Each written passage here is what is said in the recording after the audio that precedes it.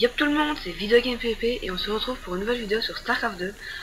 Je suis en Zerg, sur la Ohana, en version normale, en débutant. Donc je crois qu'en version débutante, ici, et, et là se trouvent des rochers qui permettent un développement plus rapide. Donc je viens pas faire cette vidéo pour prouver mon skill, tout ça, mais j'étais assez fier de ma prestation, on va dire. Donc vu que ça fait longtemps que j'ai plus sorti de vidéo et donc bah je vais vous mettre ça.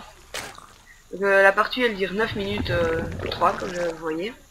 Moi je suis le Zerg et je joue contre un Protoss. Moi je suis en rang bien sûr. Je suis en rang argent. Mais je suis pas fort du tout, franchement je mérite quasiment pas mon rang argent. En fait je crois que j'ai été rang argent par un bug.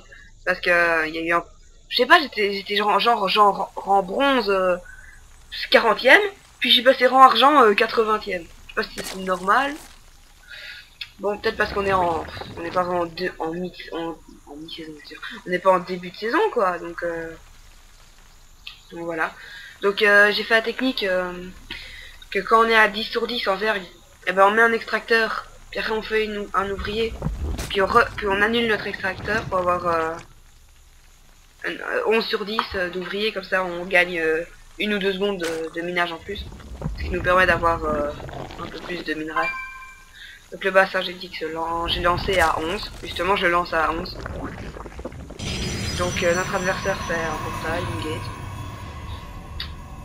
Je sais pas vraiment quoi dire parce que j'ai rien à dire, je fais ça à l'arrache. Donc si vous jouez en Zerg, toujours envoyer le premier dominant scouter l'ennemi pour voir ce qu'il fait. Si vous voyez que vous commencez à attaquer à un moment, vous faites back. Et personnellement, bah, j'utiliserai pour faire ma technique qui m'a permis de gagner. Donc je montrerai ça quand je la ferai. Donc perso, je fais le terrier de cafard vers 16-17 unités. Et je fais mon extracteur vers 13 ouvriers. Les autres dominants, bah, je vous conseille de les stacker au fond de la map, là, dans un coin. Ouais. Pourquoi il a fait ça lui? Soit pour faire une B2 ou s'il se faisait attaquer loin, soit pour faire une proxy, mais ça m'étonnerait vu qu'il nous aurait dû le faire genre là. Ouais.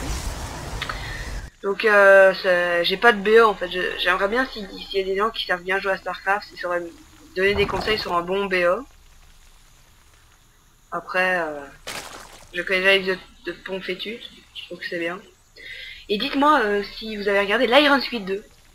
La finale et tout ça, en finale contre Don Gregu et Life. Franchement, je sais pas si vous avez vu, mais la prestation de Life était juste épique. Ce mec nous a vendu du rêve, mais pendant tout le match. Je vais pas spoil, mais... Enfin si, j'ai spoil en disant que c'est lui le gagnant, mais... Je vais pas vous spoil si vous n'avez pas encore vu, mais c'est épique. Donc là, vous voyez, il y a mon dominant, et je vois ce qu'il faisait. Et je voyais qu'il faisait des unités. Il faisait, là, entre autres, des élotes. Donc j'ai vu qu'il faisait un noyau cybernétique. Ce qui m'a servi un peu à rien, en fait. Donc dans ma vue, en fait, je crois que je l'ai même pas vu, en fait. Oh, wow. Pas caméra joueur. Ah si, j'avais juste vu. Mais j'avais vu qu'il avait des unités à l'intérieur, donc je me suis dit, bon, il va faire une attaque. Donc j'ai pensé que j'allais faire pas un rush, mais pas du tout ça, mais que j'allais faire au plus vite possible un verre de Nidus pour pouvoir aller mettre dans sa base.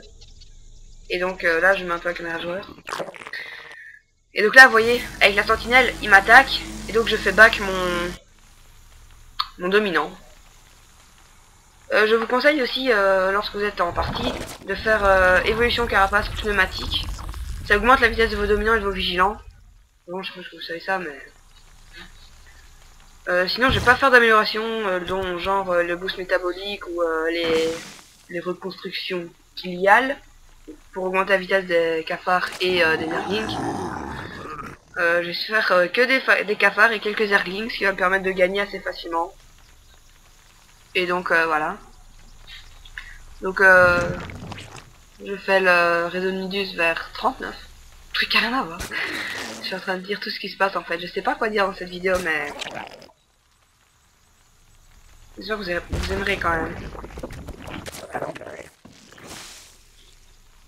Donc ah oui, avec la reine, ne jamais oublier de faire dégénérer des larves Parce que sinon vous êtes en manque de larves après, voilà. J'aurais pu faire une B2, mais ça m'a pas servi, comme vous voyez. Donc là, on a 7 minutes de jeu. Et là, il a fait une base. À quoi ça sert de faire une base aussi loin à ce moment-là de la partie, excusez-moi. Ce que je ne comprends pas, c'est qu'il avait fait des gates, puis il a fait des portes spatiales. Le truc qui sert à rien. Surtout pour l'armée qu'il avait. Enfin, ouais, je ne comprends pas. Et les portes spatiales, elles même pas la porte de transfert, donc c'est comme bizarre. Donc là, vous voyez, je fais le verre de Nidus. Je débarque. Et là, bah en fait, c'est presque gagné parce que j'ai attaqué. Il y avait presque rien comme armée. J'ai fait un gros fail, il restait des cafards. Et bah j'ai attaqué et puis après si on regarde ma vue, bah j'ai essayé mes unités de faire et puis après il a même pas mis de GG, il a direct quitté. Si je me rappelle bien. Donc ça va bientôt se faire quand il va faire toutes ses unités, que je vais lui défendre son pylône. Et voilà, a quitté la partie.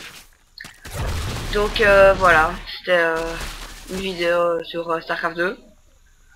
Donc j'ai plutôt plus ou moins récapitulé le truc qui se passait. Donc en gros, en fait ce que je fais moi, c'est que je fais le passage génétique vers les à 11 après la technique avec l'extracteur pour qu'il faut annuler. Puis je fais le terré de cafard pour faire des unités. Puis je fais une queen. Non, je fais la queen puis le terré de cafard.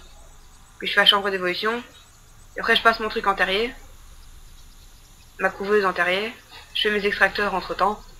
Et après je fais un réseau Nidus. Et après vous m'envoyez le peu d'armée que vous avez. Vous envoyez un dominant au début de partie près de la base. Vous mettez votre verre d'Indus. Vous mettez un comment on appelle ça encore, un point de ralliement vers la main de votre ennemi. Et bah si l'ennemi est pas trop fort, bah c'est Epic Queen quoi. Donc voilà, j'espère que ça vous aura plu et à une prochaine pour une autre vidéo. Salut!